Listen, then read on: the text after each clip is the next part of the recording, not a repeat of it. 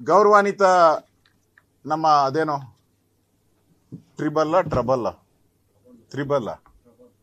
ನಿಮ್ಮ ಫ್ರೆಂಡು ನಾನೇ ತ್ರಿಬಲ್ ಅನ್ಕೊಂಡಿದ್ದೀನಿ.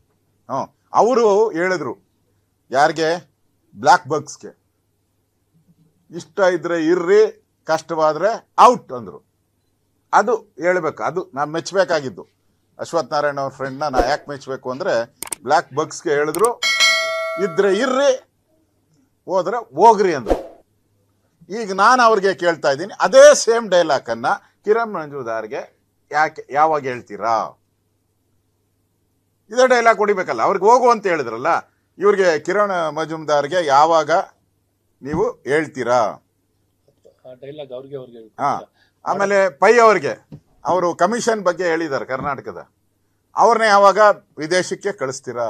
ನಮ್ಮ ದೇಶನೇ ಬೇಡ, ವಿದೇಶಕ್ಕೆ ಹೋಗುವಂತ ಯಾವಾಗ ಕಳಿಸ್ತೀರಾ ಅವ್ರಿಗೆ?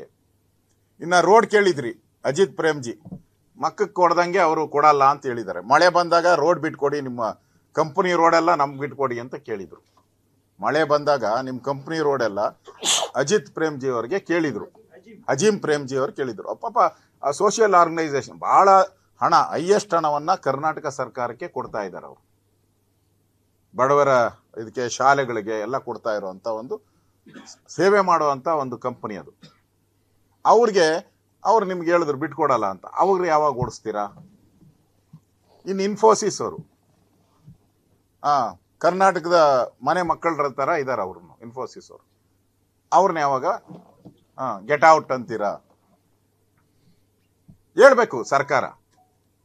ಈಗ ಇವರೆಲ್ಲ ಟ್ವೀಟ್ ಮಾಡಿದ್ದಾರೆ, ಟ್ವೀಟ್ ಮಾಡದೇ ಇರೋರು ಸಾವಿರಾರು ಜನ ಇದ್ದಾರೆ. ಇನ್ನು ಭಯ ಬಿದ್ಕೊಂಡು, ನಿಮ್ಮ ಡೈಲಾಗ್ಗಳಿಗೆ ಭಯ ಬಿದ್ಕೊಂಡು ಹೌದು. ಅದನ್ನ ಇವ್ರು ಹೇಳಿದ್ದಾರೆ, ಯಾರು? ಪಾಟೀಲ್, ಎಂ ಬಿ ಪಾಟೀಲ್ ಹೇಳಿದ್ದಾರೆ.